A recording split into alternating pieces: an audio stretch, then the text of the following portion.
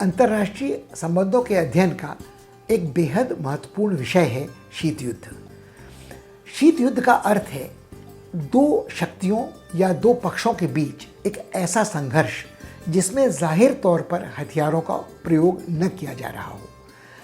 इसकी जन्म की कहानी बड़ी रोचक है। द्वितीय विश्व युद्ध की समाप्ति के पहले अमेरिका ने जापान के विरुद्ध एटम बम का प्रयोग किया।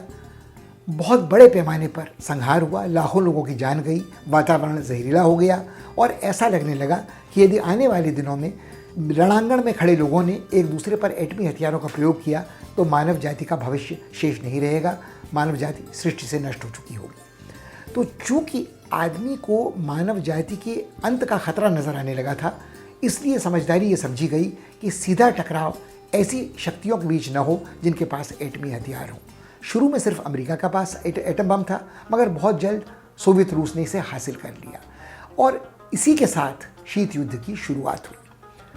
पर कुछ विद्वान ऐसे हैं जिनको लगता है कि शीत युद्ध की शुरुआत इससे बहुत पहले हो चुकी थी, प्रथम विश्व युद्ध के विस्फोट के समय ही लगभग, जब रूस में सोवियत क्रांति हुई थी और एक नए राज्य ने मंच पर कदम रखा था।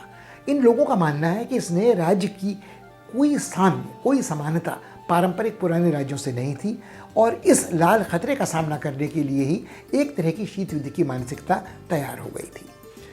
मगर अधिकांश लोगों का मानना है कि भले ही बुनियाद पहले रही हो, शीत युद्ध की शुरुआत 1945 के आसपास ही हुई, जब चर्चिल ने अपने एक प्रसिद्ध भाषण में कहा कि एक आयरन कर्टन, एक लोहे का पर्दा उतर गया है जिसने यूरोप को विभाजित कर दिया है। एक तरफ स्वतंत्र जनतंत्र है और दूसरी तरफ सोवियत साम्यवादी तानाशाही। और अमेरिका में तत्कालीन विदेश मंत्री जो डलेस थे, उन्होंने इस सिद्धांत का प्रतिपादन किया कि जो लोग शीत युद्ध की इस लड़ाई में हमारे साथ नहीं हैं, वो हमारे विरुद्ध हैं, हमारे बैरी हैं। तो एक तरह से पूरा विश्व दो ध्रुवों में बंट गया। एक तरफ अमेरिका और पूंजीवादी पश्चिमी यूरोप के देश, दूसरी तरफ सोवियत रूस और पूर्वी यूरोप में जहां उसकी लाल सेना का कब्जा था, और अन्य समाजवादी रुझान के देश जिनमें माओवादी चीन भी तब सबसे बड़ा प्रमुख था। मगर यह सोचना गलत होगा कि शीत युद्ध में कहीं लड़ाई लड़ी ही नहीं गई, कहीं खून खराबा हुआ ही नहीं। शीत युद्ध का अर्थ था कि केंद्रीय शक्ति संतुलन बरकरार रहा, अर्थात दो महाशक्तियों के बीच, सोवियत संघ और अमेरिका के बीच, यूनाइटेड स्टेट्स ऑफ अमेरिका के बीच कोई सीधा टकराव नहीं हुआ। मगर इनके साथ जुड़े जो लोग थे, जो सैनिक गठबंधन इन्होंने बनाए थे, जो संधियां स्थापित की थी, उनमें जुड़े जो लोग थे, यानी अपने मोहरों को लड़ाने भिड़ाने मार काट पे उनकी इन्होंने कभी कोई कसर नहीं की। तो शीत युद्ध में जो दो बड़े खून खराबे वाले संग्राम हुए, उनमें से एक की जगह थी दक्षिण पूर्व एशिया में, वियतनाम और हिंद चीन में। दूसरी तरफ था मध्य पूर्व, जहाँ इसराइलियों और अरबों के बीच ये संघर्ष निरंतर चलता रहा था। और छोटे छोटे इस संघर्ष के हिस्से थे। दक्षिण एशियाई महाद्वीप में भारत और पाकिस्तान के बीच में लड़ाइयाँ लड़ी जा रही थीं और छोटी मोटी बगावतें, छोटे मोटे रक्त रंजित संघर्ष अफ्रीका में हो रहे थे, अन्यत्र कॉलोनीज में हो रहे थे, उपनिवेशों में।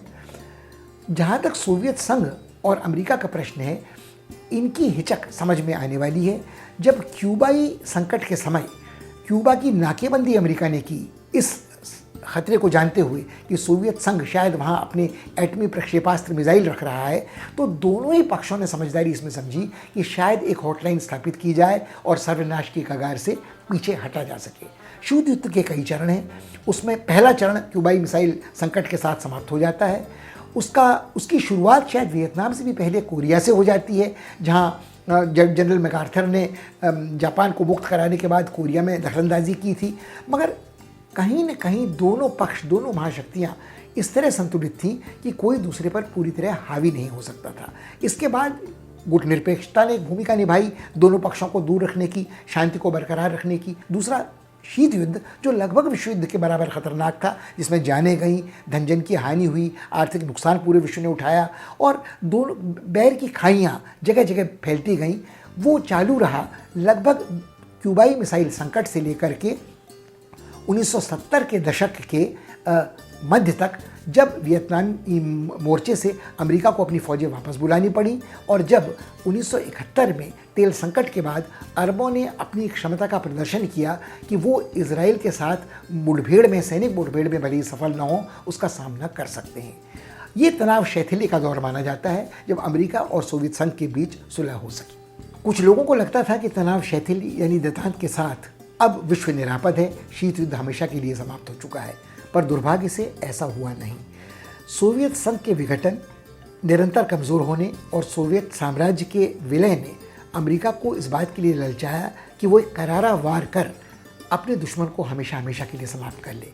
एक नई प्रतिस्पर्धा शुरू हो गई मिखाइल गोर्बाचोव की पेरेस्ट्रोइका और ग्लासनोस्ट की नीतियों के मुखर होने के साथ और रोनाल्ड रेगन के सत्ता संभालने के साथ, और एक तरह से एक नए दौर का आरंभ हुआ जिसे हम तीसरे शीत युद्ध या शीत युद्ध के तीसरे चरण का नाम दे सकते हैं, जो एक हद तक आज भी जारी है।